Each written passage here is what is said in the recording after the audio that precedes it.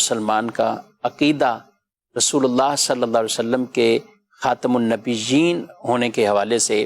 وہ کتنا اہم اور کتنا ضروری ہے، اور کیا عقیدہ اس کا رہنا چاہیے، کس پر ثابت قدم اس کو رہنا چاہیے؟ ایمان کا جو لغوی معنی ہے، لغت کے اندر معنی ہے، اس کا مطلب ہے کسی چیز کی تصدیق کرنا، کسی چیز کو سچا قرار دینا۔ اور اصطلاح شریعت کے اندر، شریعت کی روشنی میں ایمان کا معنی ہے کہ نبی پاک صلی اللہ علیہ وسلم جو کچھ اللہ پاک کی طرف سے لے کر آئے ہیں ان تمام میں حضور پاک صلی اللہ علیہ وسلم کو سچا ماننا،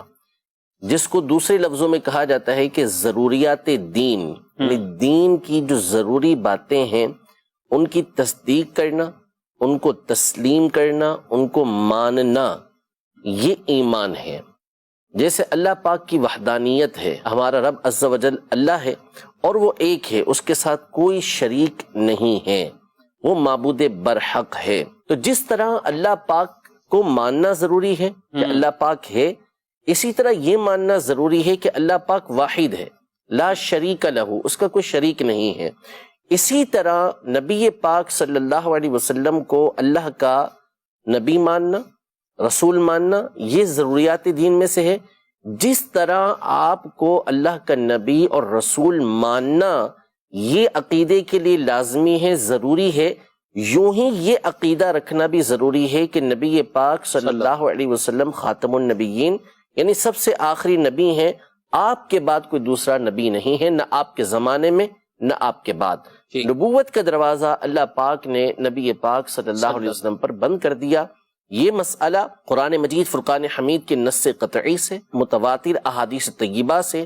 صحابہ کرام علیہم رضوان کے زمانے سے لے کر اب تک، اور اب سے لے کر قیامت تک تمام کے تمام مسلمانوں کا اجماعی، قطعی، یقینی یہ عقیدہ اور نظریہ ہے کہ خاتم النبیین یعنی نبی پاک صلی اللہ تعالی علیہ وسلم کی تشریف آوری کے بعد